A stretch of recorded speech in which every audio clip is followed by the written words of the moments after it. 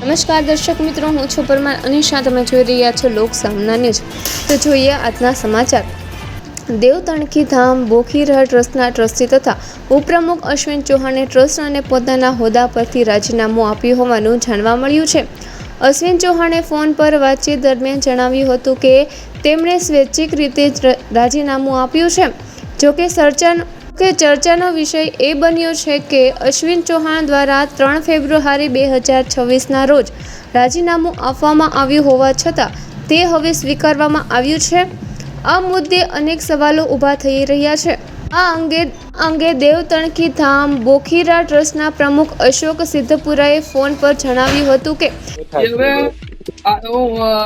તમને પૂછવા માંગુ છું આજે બોલો કે ભાઈ અશ્વિનભાઈ ચૌહાણને રાજીનામું આપવાનું કારણ શું? કારણ સ્વૈચ્છિક અને રાજી ખુશીથી છેલ્લા 2014 થી જોડાયેલા હતા. પછી પોતે ટાઈમ ઓછો આપી શકતા હતા એટલે પોતે સ્વૈચ્છિક નિર્ણય લીધો છે. અને રાજીનામું એને 3/2 ના આપ્યું હતું, તો અત્યારે કેમ જાહેર કર્યું? અમે સ્વીકાર્યું નતું. પછી અમે મીટિંગ કરી એ તો છેલ્લા બિચારા 1.5-2 વર્ષ થયા કહેતા હતા કે ભાઈ મને આમાંથી છૂટો કરો, હું દાદાનો ગુનેગાર બનું, મારાથી અમુક વસ્તુમાં ધંધાના હિસાબે પહોંચી નથી હકાતું. પેલા એ પહોંચી શકતા હતા, બરોબર છે. હવે એ ધંધાના હિસાબે નતા પહોંચી એટલે બિચારા 1.5-2 વર્ષ થયા કહેતા હતા કે મને આમાં હું દાદાનો ગુનેગાર બનું. અમે એને છોડવા માંગતા હતા. મેં કીધું ભાઈ હાલો તમે હાજરી ના આપતા રહેજો, એમ અમને કોઈ પ્રોબ્લેમ નથી. એટલે ને છેલ્લે પછી આ બીજે આવતી હતી અમારે અષાઢી બીજ, અને પછી કે ભાઈ મારાથી બહુ પહોંચે કઈ હું બીજમાં 15 દી રોકાતા. હવે એ રોકાવાની પરિસ્થિતિ ધંધાના હિસાબે નથી કે હું ગુનેગાર બનું. તમે બધા તનતોડ મહેનત કરો છો બધા, અને હું એક મહેનતમાં ન હોય ને હું ખાલી અહીંયા 2 દિવસ હાજરી આપું તો હું દાદાનો ગુનેગાર બનું. આ જ કારણ, બીજું કોઈ કારણ નથી. રાજી ખુશીથી છે અને અશ્વિનભાઈ ચૌહાણ કાયમી માટે બોખીરાને સમર્પિત છે. હા, ઓકે, થેન્ક યુ. ટ્રસ્ટ દ્વારા અત્યાર સુધી અશ્વિન ચૌહાણનું રાજીનામું સ્વીકારવામાં આવ્યું ન હતું. હવે તે સ્વીકારવામાં આવતા તેના કારણોને લઈને ચર્ચાઓ શરૂ થઈ છે. સ્થાનિક સ્તરે એવી પણ ચર્ચા ચાલી રહી છે કે મુકેશ વિશ્વકર્મા દ્વારા આપવામાં આવેલી બહિષ્કારની નોટિસની આ સમગ્ર ઘટનામાં કોઈ અસર રહી છે કે નહીં. જોકે આ અંગે કોઈ સત્તાવાર પુષ્ટિ થઈ નથી.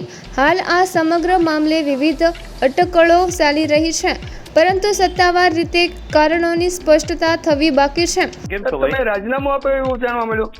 હા, સાચી વાત છે. હવે રાજીનામું કારણ શું હોય છે કે સાહેબ? કઈ નહીં, સ્વેચ્છાએ હું ત્યાં થોડું દૂર પડે છે, પહોંચી નથી વળતો, અને ઘણા સમય ત્યાં મારી ત્યાં નોંધ ગેરહાજરીમાં રહેતી હોય અને એના કરતા તો કોઈક નવા છોકરાઓને ચાન્સ આપે અને હું પહોંચી ના વળતો હોય તો ખરેખર કોઈ ટ્રસ્ટમાં મારે જવાબદારી લઈ શકાતી નથી. પણ આટલા સમયથી તમે હતા ત્યારે પહોંચી શકાતો, હવે શા કારણ ન પહોંચી શકાય? એનું કારણ એક જ છે કે હું એટલા માટે નથી પહોંચી વળતો કે હું ઘણા ખરા મારા બિઝનેસના વર્કમાં અને છેલ્લા કોરોના ટાઈમથી હું પોતે કોરોનાના કારણથી બીમારમાં હતો. કોરોના મને આવતા ત્યારબાદ હું એટલું બધું પ્રવાસ ને ઘણું બધું ઓછું એ કરતો, અને અમુક જગ્યાએ એવું નથી. દરેક સમાજમાં હું દરેક સંસ્થા સાથે જોડાયેલો છું. પ્રેમભાઈ, આપ જાણો છો આમાં કોઈ અંગત કારણ હોય કે માત્ર ને માત્ર ક્યાંક નો ક્યાંક મારો વિચાર એવો હતો કે હું એક કોઈ સીમિત સંસ્થાનો ના રહું. મને મારા માટે બધી સંસ્થા સરખી છે. હું સેવાથી વરેલો વ્યક્તિ છું, મને સમાજ પ્રત્યે ખૂબ આદર અને લાગણી છે, અને મેં મારા સમાજને બહુ નીચેથી જોયો છે. હું ગ્રાઉન્ડ ફ્લોર થી આવું છું, એટલે મને મારા સમાજ પ્રત્યે ક્યાંય બી પેલી થાય એવું ક્યારેય હું ઈચ્છતો નથી. એટલે સમાજના ભાગથી મારી સેવા અવિરત દરેક ક્ષેત્રમાં હોય છે, દરેક સંસ્થામાં એટલા જ ભાગથી હોય છે. બોખીરા ધામના હોદ્દાના માધ્યમથી હું સેવા કરતો હતો, તો એમાં ક્યાંક નો ક્યાંક મને એવું લાગતું કે હું એક વર્ગથી સીમિત છું, એટલે કે એક ભાગથી સીમિત છું. એટલે મને કોઈ જગ્યાએ બંધણી વાળો વર્ગ આવે કે સીમિત વાળો વર્ગ વાગે કે એક ટ્રસ્ટ મંડળના અમુક નીતિ નિયમો પ્રમાણે ચાલવું પડે.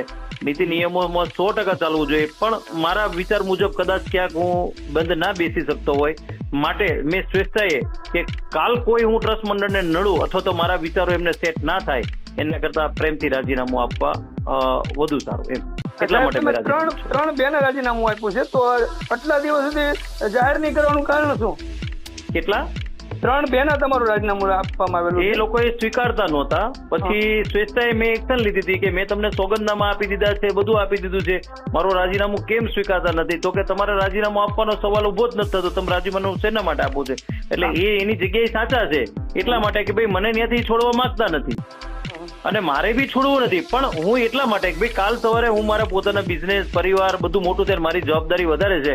ધારો કે હું દરેક સમાજમાં દરેક સંસ્થા સાથે જોડાયેલો હોય અને કાલ ટ્રસ્ટી મંડળમાંથી કોઈ એવા વ્યક્તિની કોઈ કાલ એવા પ્રશ્ન ઉભો થાય કે અશ્વિનભાઈ અહીંયા છે, ત્યાં છે, ફલાણું છે, તો એ વિષય મને ના ગમે. એટલા માટે હું સમાજની સાથે જોડાયેલો વ્યક્તિ છું, સમાજના દરેક સંસ્થા સાથે કામ કરવા માટે કટિબદ્ધ હોય.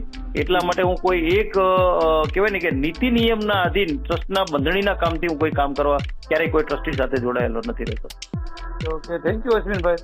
એક વાત ચોક્કસ છે કે દેવતણખી ધામ બોખીરા ટ્રસ્ટને એક સક્રિય અને સેવાભાવી કાર્યકરની ખોટ જરૂર અનુભવાશે. તો ફરી મળીશું એક નવા સમાચાર સાથે. ત્યાં સુધી જોતા રહો લોકસામના ન્યૂઝ.